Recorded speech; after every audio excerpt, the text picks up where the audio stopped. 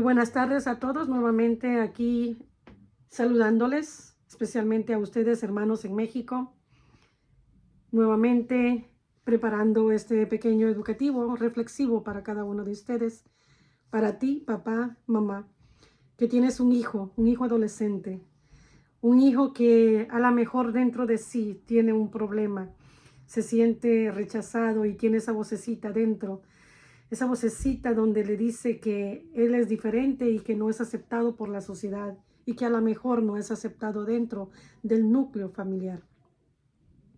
Desde el inicio de mis videos me he propuesto a poder concientizar y llegar a tu corazón, tocar tu corazón como formadora, como docente, como madre que soy. Conozco el dolor, conozco el sufrimiento de lo que es la discriminación. Conozco lo que es sentirse rechazado, juzgado, marginado. ¿Y por qué? Ya les explicaré más adelante.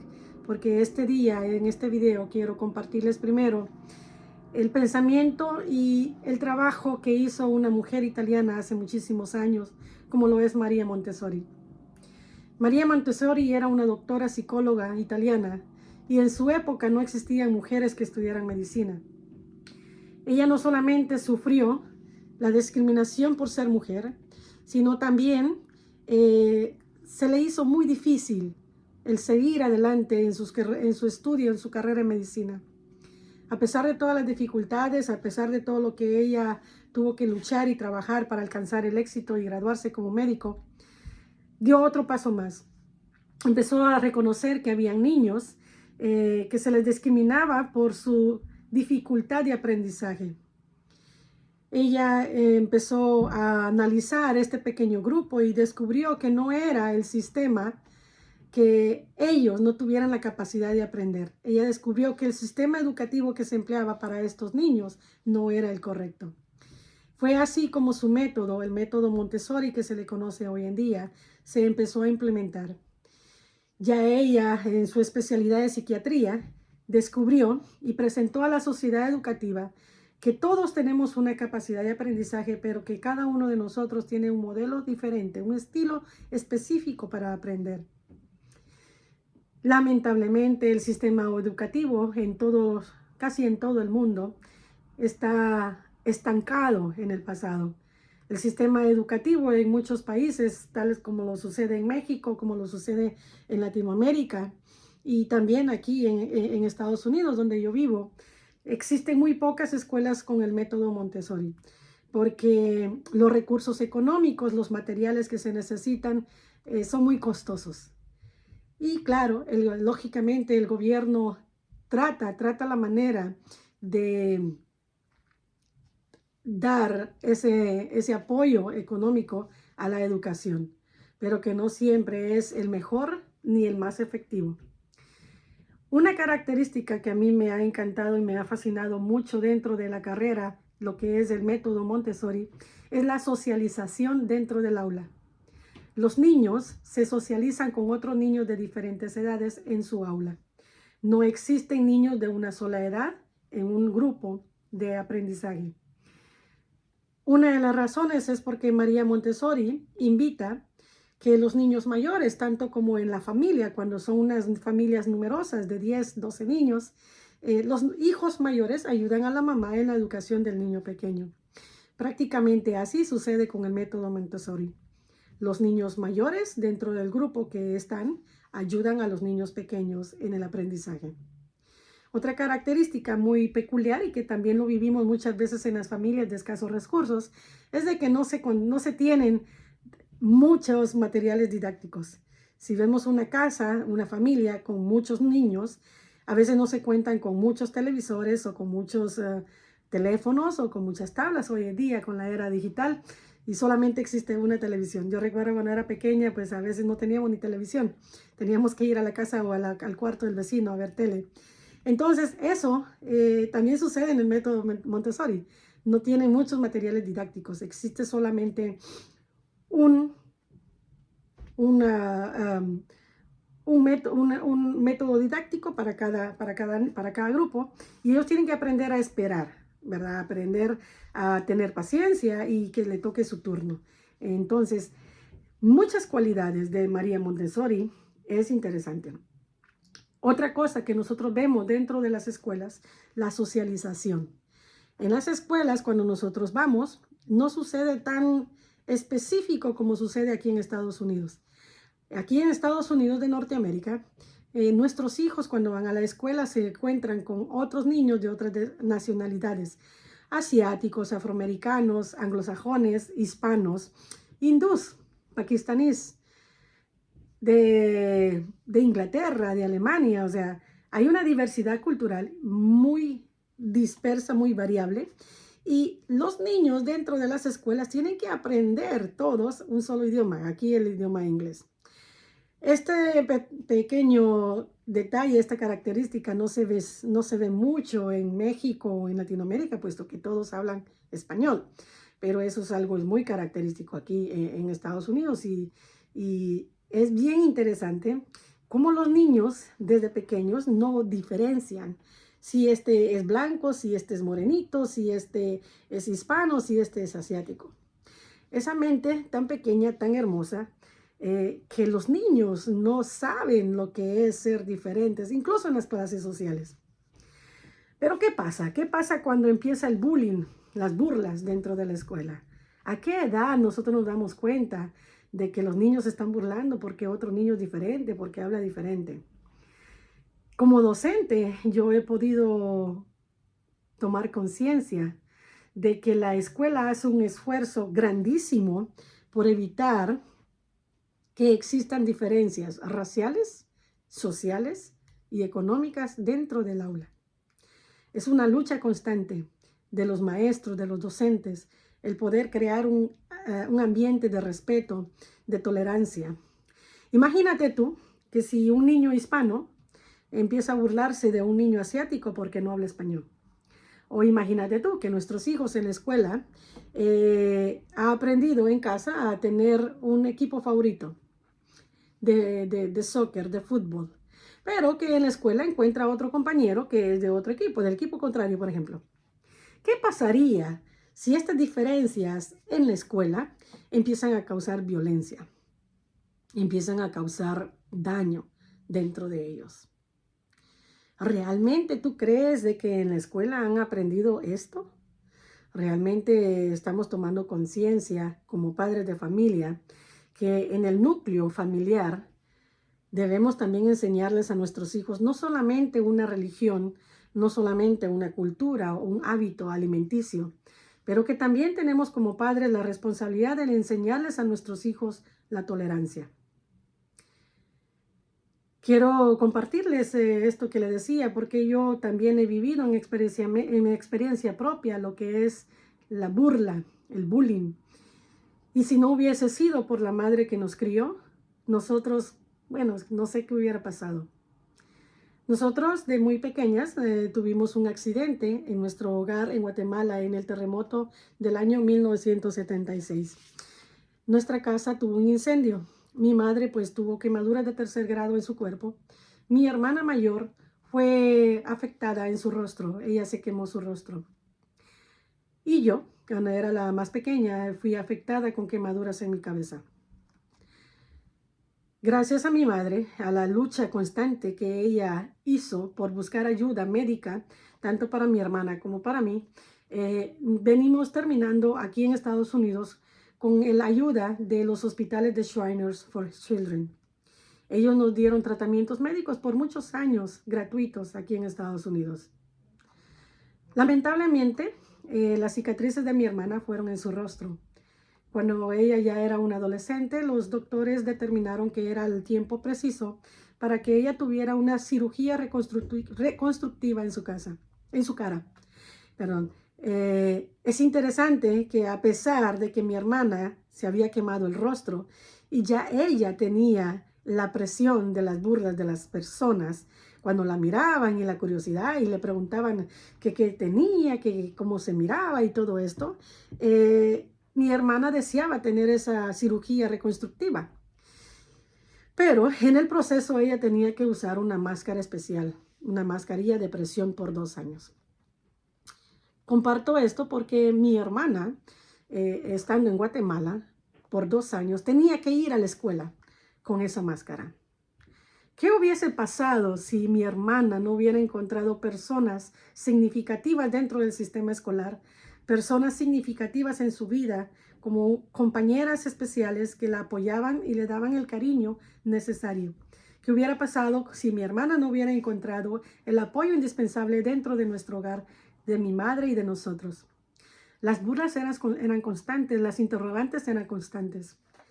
Mi hermana, como les voy a presentar en esta fotografía, ella pasó burlas de personas que se reían de verla a ella con esa máscara. Fue tanta las burlas que ella vivió que yo recuerdo que ella lloraba porque era injusto lo que la gente le decía, que las risas de la gente, ese bullying, esa presión. ¿Cuántas veces yo vi a mi hermana llorar de tristeza? Pero que ahí estaba una amiga, una compañera de estudios que siempre la apoyaban, ese grupo de personas que la apoyaban y la motivaban, vecinos, familiares, mis tíos, mi madre, estuvieron ahí para ella, para escucharla y para apoyarla. Ella era diferente a la sociedad, sí, por un accidente que ella había sufrido. Los años que nosotros vivimos en tratamiento médico dentro del hospital, yo tuve amigos que no tenían un brazo, que no tenían una pierna, que tenían quemaduras en su cara, que tenían cicatrices. Pero ahí estaban esas personas riéndonos dentro del hospital, porque esas no eran diferencias para nosotros. Recuerdo que cuando tenía alrededor de 13 años, también yo pasé por una cirugía bastante grande, extensa, porque en el caso mío, que mis cicatrices eran menos visibles que mi hermana, yo me había quemado la cabeza. Esta es una fotografía de cuando yo tenía 13 años. El accidente había dañado mi cabeza. La peor preocupación de mi madre era que durante el proceso de este tratamiento iban a ponerme unos globos en la cabeza para extender mi tejido, el cuero cabelludo, y poder reemplazar pelo en las áreas afectadas. Y lo primero que pensó mi mamá y lo primero que dijeron muchas personas: se van a burlar de ella si regresan a Guatemala. Se van a burlar de ella como lo hicieron con su hermana si regresa a Guatemala. Y fue así que decidió mi madre buscar ayuda dentro de la familia. Una familia nos albergó durante el tiempo y el proceso de mi tratamiento, que gracias a ellos, cuando yo empecé a estar de esta manera en mi cabeza, yo no tuve que regresar a Guatemala. Yo no sufrí en Guatemala el bullying, porque aquí en Estados Unidos las personas me miraban, pero no se reían. Los niños en el hospital me miraban, pero no se reían. Me sentía amada, me sentía apoyada y respetada, sobre todo porque mi madre estaba allí. Mi madre en ese momento y durante todo el tiempo, hasta el día de hoy, siempre nos ha apoyado, nos ha amado. No ha importado las dificultades de nuestras vidas, porque gracias al ejemplo de esa mujer, nosotros somos lo que somos hoy día. Lamentablemente, mi hermana pues falleció por causa del cáncer, pero recuerdo las risas y las burlas de esas personas que la miraban a ella con su rostro y sus cicatrices, porque mi hermana no podía ocultar esas cicatrices. A veces yo me pregunto, ¿qué pasaría cuando nosotros somos las víctimas? Somos los que somos víctimas de las burlas. ¿Qué pasaría si en vez de que es un hijo de otra persona que no conoces, es tu hijo, al que le pasa algo y que la gente y las personas se burlan de ellos en la calle? Dice un pastor que escuché una vez: no es lo mismo hablar del pecado que hablar del pecador y decir yo soy pecador. Una vez escuché a alguien decir: no es lo mismo hablar de la gente homosexual que decir mi hijo es homosexual. Y yo hoy te quiero decir, no es lo mismo hablar de los homosexuales, decir de que es un grupo marginado, pecaminoso, como lo dice la religión. Un grupo que no merece la gracia de Dios, porque así dicen algunas personas. Pero es muy diferente juzgar a los demás que decir yo soy homosexual. Es muy diferente cuando tú hablas de los demás y dices, oh, esa persona es así, es asá. Pero decir yo soy esa persona. A veces creamos a nuestros hijos insensibles al dolor ajeno. A veces no comprendemos el dolor o lo que otras personas, otro padre de familia está sufriendo con sus hijos. Pero cambiaría el hecho de decir, ¿es tu hijo el que te necesita? ¿Es tu hijo el que está sufriendo? Nos ponemos a criticar y a decir que si las diferencias de los demás, porque yo soy mejor que los demás, o porque lo que yo creo es la verdad. Imagínate tú en un gobierno, imagínate tú en México, si las personas empezaran a agarrarse de palos y balazos solo porque no pertenecen al mismo partido político. Imagínate tú que si porque a mí me gusta el verde y a ti te gusta el azul, entonces yo necesito que todas las personas les guste el verde y yo me pongo a pelear con todo el mundo, porque a mí me gusta el verde y yo quiero que todas las personas usen verde. Eso no es así. Todos tenemos una independencia, una libertad, todos tenemos una dignidad. Es por eso que hoy mi video, en este momento yo te quiero decir, realmente, como dice María Montessori, nuestros hijos deben aprender a esperar, a socializarse en las escuelas, pero tomando en cuenta de que la sociedad también necesita guardar respeto. Recuerdo no hace mucho ver un video que presenta que en las escuelas en China, los niños a la hora del almuerzo tienen que ir, agarrar los utensilios, la comida del almuerzo y servirse unos con otros. Y que al final del día escolar, al final del tiempo de escolar, ellos tienen que ir y ayudar a limpiar el establecimiento. Qué linda esa cultura, ¿no?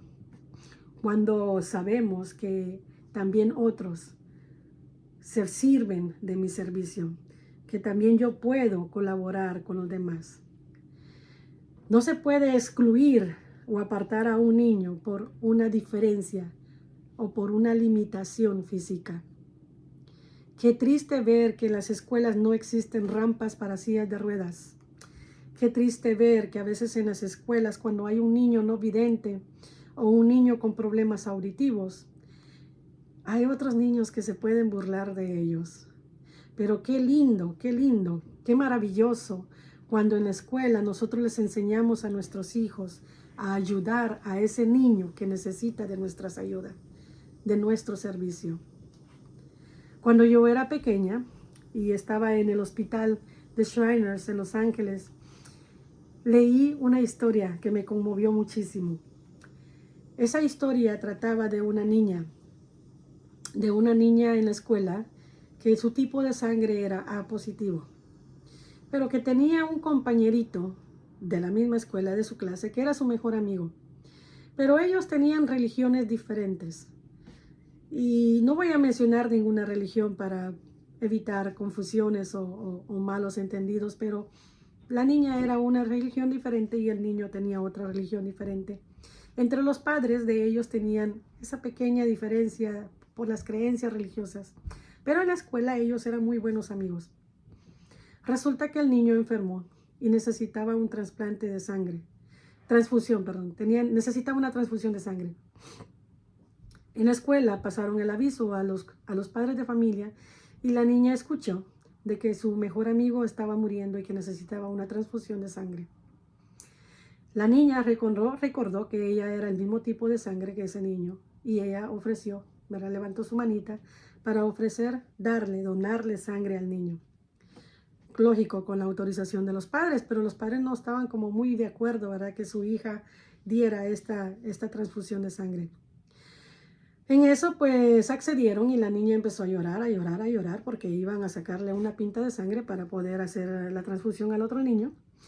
Y la enfermera se conmueve del llanto de la niña, ¿no? Y le dice, pequeña, ¿qué te pasa? Y la niña le dice, ay, es que yo voy a morir, yo voy a morir, y yo voy a morir. Y la señorita le dice, la enfermera le dice, pero ¿por qué vas a morir? Y le dice, porque me van a sacar la sangre, me van a sacar la sangre para mi amigo, para salvar a mi amigo. Y le dice la enfermera, pero tú sabiendo, imaginándote que te van a sacar la sangre para salvarle la vida a tu amigo, ¿aún así estás dispuesta?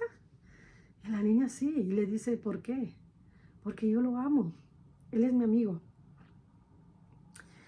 Bueno, pues la enfermera ya le explicó a la niña que ella no iba a morir, que no le iban a sacar toda la sangre, simplemente iban a tomar un poco de su sangre para hacer la transfusión de sangre a la niña. Y a la niña después de eso, pues soltó la alegría y el entusiasmo porque no iba a morir. Aún así, sin tener todo el conocimiento de la verdad sobre la transfusión de la sangre, esa niña tenía el corazón abierto para salvar la vida a su amigo, y no importando que su amigo era de una religión diferente. Como es en mis videos anteriores, yo te dejo esta reflexión. Comprendes que no es lo mismo juzgar a los demás, decir que tal vez los demás son inferiores a mí. ¿De dónde vienen que si una persona rica se enamora de un pobre, no pueden ser felices? ¿De dónde viene la mentalidad que si una persona es profesional y tiene estudios y se enamora de alguien que es un obrero o un campesino, no pueden ser felices? Creo que muchas veces nosotros subestimamos el amor por una situación social, por una creencia religiosa, pero que la escuela es un medio de socialización donde nos podemos socializar con otras personas, no importando el nivel socioeconómico, la raza, el color o la lengua. A ti yo te digo, papá, mamá, ¿estás dispuesto a amar a tus hijos, a tu hijo, a tu hija, si esta es diferente a lo que la sociedad dice, pero que sigue siendo tu hijo, que sigue siendo tu hija y que necesita tu amor incondicional? Yo le digo, yo le doy gracias a Dios por la madre que tengo, que incondicionalmente nos ha amado, nos ha apoyado. Si tú eres padre, tú eres madre, y crees que necesitamos crear respeto, amor, tolerancia dentro del núcleo familiar, porque en todas las culturas hay algo bueno, porque en todas las religiones hay algo bueno, pero sobre todo creo que lo mejor que puede haber en las culturas y en el mundo entero es el amor. Suscríbete a mi canal, comparte conmigo tus opiniones y dime lo que tú piensas. ¿Crees que está en nuestro poder criar a nuestros hijos mejor dentro del núcleo de la familia? ¿Crees que la tarea de ser padre de familia es fácil? ¿Autoritaria? ¿Crees que si nuestros hijos encuentran en el núcleo familiar lo que necesitan, el apoyo y el amor, buscarían en otro lado fuera de tu casa? Yo soy madre, soy docente, pero también soy hija. Y yo te digo, en mi vida yo experimenté lo que es el bullying. En mi vida yo experimenté lo que es tener personas que te aman y que te aceptan como eres. En honor a la memoria de mi hermana,